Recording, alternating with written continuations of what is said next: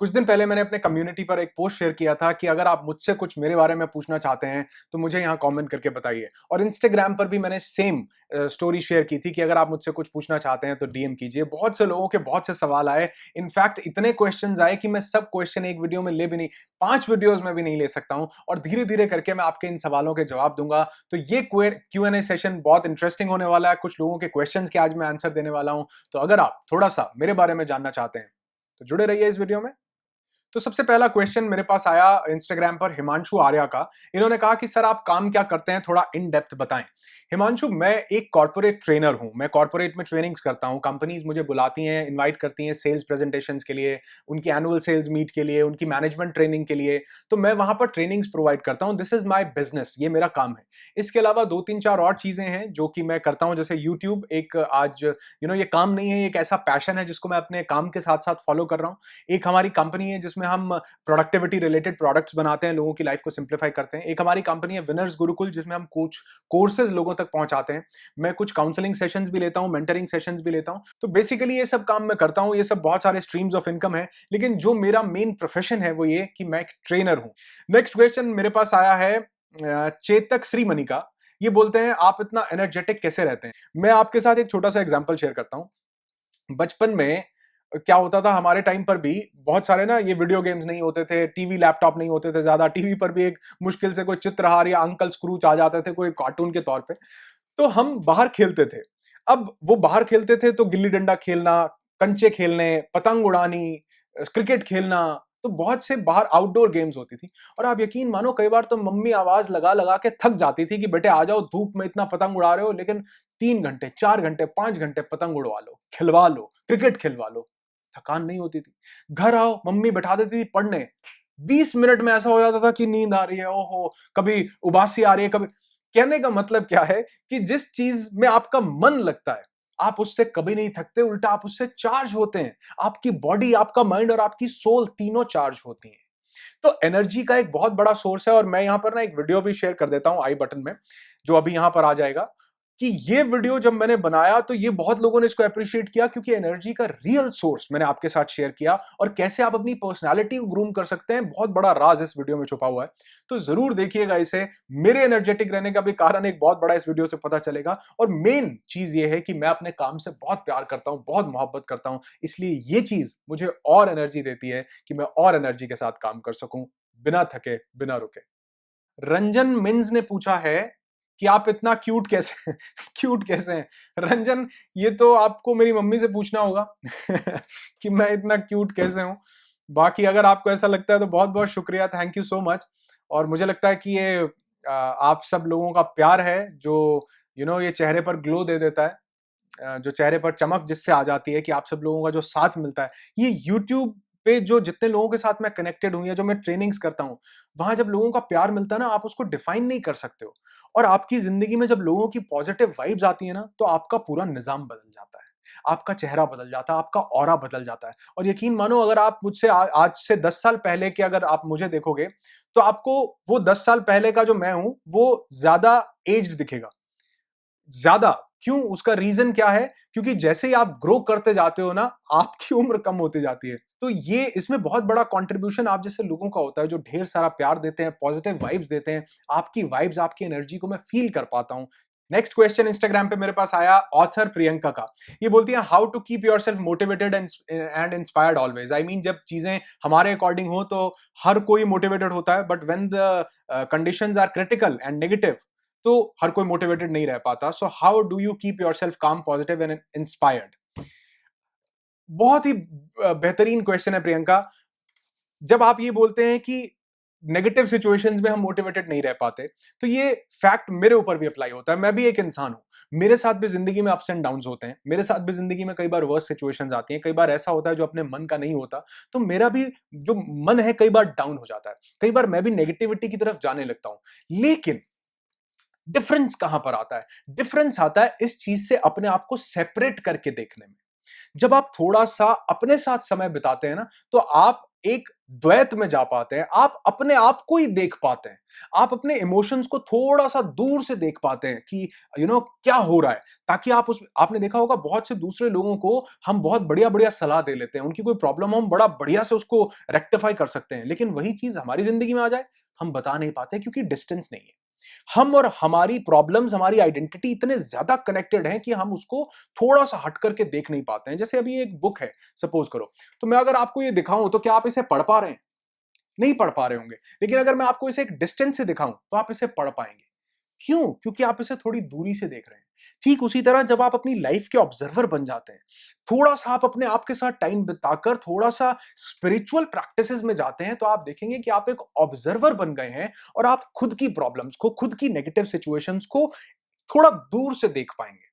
दृष्टा की तरह, एक ऑब्जर्वर की तरह, एक साक्षी की तरह देख पाएंगे, तो आप अपनी प्रॉब्लम्स को सॉल्व करने के लिए सॉल्यूशन निकाल लेते हैं। हर कोई इंसान, दुनिया का कोई भी इंसान हो, वो कभी ना कभी उन नेगेटिव सिचुएशंस में जाता है, लेकिन अगर आप थोड़ा सा स्पिरिचुअल प्रैक्टिसेस में जाएं, अगर आप अपना बेटर वर्जन बनने की तरफ आगे बढ़ रहे हैं, तो ये दो चीजें, स्पिरिचुअल प्रैक्टिसेस आपको डिस्टेंस से अपनी प्रॉब्लम को, अपनी नेगेटिव सिचुएशंस को देखने की ताकत देती हैं, और आपका बेटर वर्जन जब आप बनते हैं तो आप ये रियलाइज कर पाते हैं कि जो भी हो रहा है इसके पीछे कोई ना कोई कारण जरूर है, ये मुझे आगे बढ़ाने के लिए कुछ ना कुछ हो रहा है। और अगर आप इन दोनों चीजों को कॉम्बिनेशन बिठाएं तो आप देखेंगे कि आप नीचे आएंगे, बॉटम में भी हो सकता है हिट करें, लेकिन आप बाउंस बैक कर जाएंगे बहुत जल्दी। बहुत जल्दी ये रियलाइज कर लेंगे कि इस सिचुएशन से मुझे बाहर निकलना है, और ये जो सिचुएशन आई है मुझे कुछ बनाने के लिए आई है, क्योंकि बिना प्रेशर के, बिना अंधेरे के, बिना समय के थपेड़े पड़े तो कोयला भी हीरे में तब्दील नहीं होता है। तो मैं ये नहीं कहूंगा कि जब भी जिंदगी में नेगेटिव सिचुएशंस आए आप स्पिरिचुअल प्रैक्टिसेस करें, नहीं। आप इसको अपना डेली रूटीन का एक पार्ट बनाएं, और आप देखेंगे कि वो जो नेगेटिव सिचुएशंस या जिंदगी में नेगेटिविटी आएगी वो उतना इफेक्ट आपको नहीं डालेगी, और धीरे धीरे धीरे धीरे उसकी इंटेंसिटी इतनी कम हो जाएगी कि वो कोई भी प्रॉब्लम आपको प्रॉब्लम नहीं लगेगी, बल्कि एक चैलेंज लगेगी। इनफैक्ट आप उसके सोल्यूशन निकालना चाहेंगे, इनफैक्ट आप उससे ओवरकम करके अपना बेटर वर्जन बनना चाहेंगे। कुछ क्वेश्चंस यूट्यूब के कम्युनिटी पोस्ट पर आए थे, जिसमें कृष्णा रॉय ने पूछा है कि कृपया अपने दिनचर्या के बारे में बताएं, मैं आपसे बहुत प्रभावित हूं, खासकर आपकी बॉडी लैंग्वेज से। बहुत से लोगों ने इस तरह का क्वेश्चन पूछा। जैसे प्रेम गौर पूछते हैं, you are great sir, sir ji आपके पूरे दिन का रूटीन क्या होता है, वही दिनचर्या के बारे में बताएं। शशि गुप्ता बोल रहे हैं, please tell your diet plan and routine. तो बेसिकली जो मेरा रूटीन है वो 2-3 तरह से अलग अलग डिवाइड होता है। जब मैं ट्रेनिंग्स के लिए जाता हूं एक वो रूटीन होता है, एक वो रूटीन जब मैं अपने घर पे होता हूं। तो जब मैं ट्रेनिंग्स के लिए जाता हूं तो उसमें 2 तरह का रूटीन होता है। एक दिन मुझे कम्यूट करना होता है, मैं फ्लाइट्स लेता हूं, मैं करनाल रहता हूं जो कि हरियाणा में पड़ता है। यहां से मुझे फ्लाइट लेने के लिए या तो दिल्ली जाना पड़ता है या चंडीगढ़ जाना पड़ता है। मोस्ट प्रॉब्ली मैं कोशिश करता हूं कि मुझे फ्लाइट चंडीगढ़ से मिल जाए, क्योंकि वो मेरे घर से थोड़ा पास पड़ता है, टाइम कम लगता है वहां पहुंचने में। अगर चंडीगढ़ से बहुत सारी जगह की फ्लाइट्स नहीं होती या कनेक्टिंग फ्लाइट्स होती हैं तो मैं दिल्ली से फ्लाइट लेता हूं। तो ये मेरा रूटीन होता है कि अगर मान लो फॉर एग्जांपल मेरा संडे को इवेंट है सुबह, तो सैटरडे को मैं सुबह सुबह अपना ब्रेकफास्ट वगैरह करके घर से निकलता हूं कैब लेकर के एयरपोर्ट के लिए, और वहां से मैं फ्लाइट लेता हूं, रात को मैं अपने डेस्टिनेशन पर पहुंच जाता हूं, रिलैक्स करता हूं, अगले दिन सुबह का इवेंट लेता हूं, और फिर शाम की वहां से फ्लाइट लेकर अपने घर वापस आ जाता हूं, या कोई next event back to back होता है तो वहां से कनेक्टिंग फ्लाइट लेकर नई जगह पर पहुंच जाता हूं। या कई बार ऐसा होता है कि संडे को इवनिंग का इवेंट होता है, तो मैं संडे को ही मॉर्निंग में कम्यूट करता हूं, जल्दी उठ करके मैं ट्रेवल करता हूं, एयरपोर्ट पहुंचता हूं, और सेम डे मैं अपने डेस्टिनेशन पर पहुंच जाता हूं, इवेंट करता हूं, और फिर मैं वहां से नहीं निकलता, रेस्ट करता हूं, नेक्स्ट डे मैं फ्लाइट लेकर के अपने घर वापस आता हूं, या कोई कनेक्टिंग इवेंट होता है तो वहां पर पहुंचता हूं। दूसरा रूटीन होता है कि जब मैं इवेंट पर नहीं जा रहा, घर पर होता हूं, तो मैं क्या करता हूं, इसमें भी 2 तरह के रूटीन है। पहला वो कि मैं बहुत जल्दी नहीं उठता हूं, मैं फ्रैंकली बताता हूं, मैं बहुत जल्दी नहीं उठता हूं, मैं रिलैक्स होकर के उठता हूं, और फिर उसके बाद जब मैं घर पे होता हूं तो मोस्ट प्रॉब्ली जहां पर आप मुझे अभी देख रहे हैं रिकॉर्डिंग करते हुए, यही मेरा ऑफिस है, मेरे घर में ही है, यहीं बैठता हूं, मैं यहीं पर पढ़ाई करता हूं, यहीं तैयारी करता हूं, वीडियोस प्रिपेयर करता हूं, नई नई चीजें पढ़ता हूं, बुक्स मेरी सारी यहां पर, और यहां पर एक बुक शेल्फ है जहां बुक्स लगी हुई हैं, सब बुक्स यहीं हैं, सब टूल्स मेरे आसपास यहीं अवेलेबल हैं। तो मैं यहां पर बेसिकली अपनी प्रिपरेशन करता हूं, पढ़ता हूं, बुक्स पढ़ता हूं, जो चीजें जाननी सीखनी है वो मैं अपना जो भी इंटरनेट का काम है सब यहीं बैठ करके करता हूं, और फिर इसी जगह पर यहीं बैठे बैठे मेरी पूरी वार्डरोब भी यहीं है, तो यहीं पर ही मैं रेडी होकर के ये वीडियोस को शूट कर लेता हूं। तो ये तो मेरा एक रूटीन है। एक रूटीन ये होता है कि जब मुझे वीडियोस रिकॉर्ड नहीं करने, तो उस टाइम पर मैं उठता फिर भी रिलैक्स होकर के हूं, मैं सुबह ब्रेकफास्ट करने के बाद कुछ टाइम अपने बच्चों के साथ स्पेंड करता हूँ, फिर थोड़ी देर के लिए पढ़ता हूँ, फिर 12 साढ़े 12 1 बजे के आसपास मैं ब्रेक लेता हूँ, अपने बच्चों के साथ फिर खेलता हूँ, क्योंकि वो भी आजकल घर पर हैं, स्कूल नहीं जाती मेरी दोनों बेटियां, छोटी वाली तो अभी स्कूल नहीं जाती है, तो उनके साथ टाइम स्पेंड करता हूँ, फैमिली के साथ टाइम स्पेंड करता हूँ, लंच करता हूँ, उसके बाद थोड़ा सा हल्का फुल्का पढ़ता हूँ, फिर अपनी फैमिली के साथ टाइम स्पेंड करता हूँ, इवनिंग टी पर शाम को चाय जरूर पीता हूँ, उनके साथ टाइम स्पेंड करता हूँ, और फिर शाम को अपने बच्चों के साथ फिर से पार्क में खेलने निकल जाता हूँ या बच्चों को बाहर घुमाने निकल जाता हूँ। तो डेली का ये रूटीन है कि अपनी फैमिली के साथ टाइम स्पेंड करो, क्वालिटी टाइम स्पेंड करता हूँ, क्योंकि कई बार ऐसा होता है कि ट्रैवलिंग के दौरान घर पे कम समय लगा पाता हूँ, तो जब भी घर होता हूँ कोशिश करता हूँ कि जब वीडियो का काम नहीं है या कुछ पढ़ाई का ज्यादा प्रायोरिटी डिसाइडेड नहीं है, तो अपनी फैमिली के साथ टाइम स्पेंड करता हूँ, और यही मेरा रूटीन रहता है। थोड़ा ज्यादा बोल गया हूं हो सकता है लेकिन जो फैक्ट है वो मैंने सारा आपके साथ बताया। और किसी ने पूछा आपका डाइट प्लान, जी मैं वेजिटेरियन हूं, बिल्कुल वेजिटेरियन डाइट लेता हूं, लेकिन हाँ मेरी डाइट प्लान में कुछ चीजें हैं जिनको मैं बिल्कुल नहीं लेता हूं। मैं टॉक्सिक फूड बिल्कुल नहीं खाता, ज्यादा तेल, ज्यादा मसाले, ज्यादा मिर्च बिल्कुल भी नहीं खाता। कुछ वो फूड जैसे ड्राई फ्रूट्स हैं, इनको मैं अपनी डाइट में जरूर ऐड करता हूं। बाहर के खाने का उतना मुझे मन नहीं होता, क्योंकि ट्रैवलिंग के दौरान मुझे खाना ही पड़ता है, तो जब भी अगर बाहर भी कहीं घर का खाना मिल जाता है तो बहुत अच्छा लगता है। और कई बार तो इनफैक्ट जब मैं बाहर जाता हूं तो घर से खाना पैक करवा के ले जाता हूं। कई लोग देखते हैं कि एयरपोर्ट पर बैठा और घर का खाना खा रहा है, क्योंकि वो बाहर कहीं मिलता नहीं है। तो आई लव घर का फूड, तो इसलिए बहुत सिंपल डाइट को फॉलो करता हूं। और जो रूटीन में एक बहुत जरूरी चीज है वो ये कि शाम को मैं वॉक या जॉगिंग के लिए जरूर जाता हूं, जो कि मेरे को थोड़ा सा रिलैक्स भी करती है और मेरी बॉडी को फिट भी रखती है। नेक्स्ट क्वेश्चन हमें पूछा है नरेंद्र कासवान ने। ये कहते हैं कि जैसा कि सभी जानते हैं, किसी भी मनुष्य की कोई भी सफलता के लिए उसकी आदतों का अहम योगदान होता है, इसलिए मेरी विनती है कि आप अपनी आदतों के संदर्भ में बहुमूल्य जानकारी दें। क्या बात है, बहुत सुंदर लिखा है आपने। और अपनी जिंदगी की आदतों को भी साझा करें। नरेंद्र, मैं चाह तो रहा था कि मैं इस वीडियो में इन सब चीजों के बारे में बताऊं, लेकिन कुछ ऐसी चीजें हैं मेरी जिंदगी की जिन्होंने मुझे extra ordinary life, extra ordinary success और अपनी लाइफ को ब्यूटीफाई करने तक पहुंचाया। तो वो मैं आपको अगर एक सेपरेट वीडियो में शेयर करूं तो कैसा रहेगा, कि मैं उस पर एक डेडिकेटेड वीडियो बनाऊं। मुझे कमेंट करके बताना कि अगर आप चाहते हैं कि मैं अपनी जिंदगी की जो आदतें हैं जिन्होंने मुझे लाइफ में बहुत आगे बढ़ाया, क्या मैं उस पर एक सेपरेट वीडियो आपके साथ शेयर करूं, या नेक्स्ट Q&A सेशन में मैं इसे ऐसे बताऊं। तो कमेंट करके मुझे जरूर बताइएगा, ताकि मैं इस क्वेश्चन को आगे ले सकूं। आर्यव्रतम नौतुल्यम ने पूछा है कि बताइए कि अपनी हैबिट्स के, ठीक है ये वही क्वेश्चन है, तो आप मुझे जरूर, बहुत से लोगों ने हैबिट्स के बारे में पूछा, तो मुझे कमेंट करके बताइए क्या इस पर मैं एक सेपरेट वीडियो बनाऊं या नहीं। मयंक श्रीवास्तव बोल रहे हैं, what sort of things you do to live in the present moment. मैं प्रेजेंट मोमेंट में रहने के लिए क्या करता हूं। मैंने इस पर बहुत से वीडियोस भी बनाए, अगर आपने देखे होंगे शायद तभी आपने ये सवाल पूछा है। ये वीडियोस आपने देखे होंगे, वैसे तो मैंने इसमें काफी जिक्र किया है।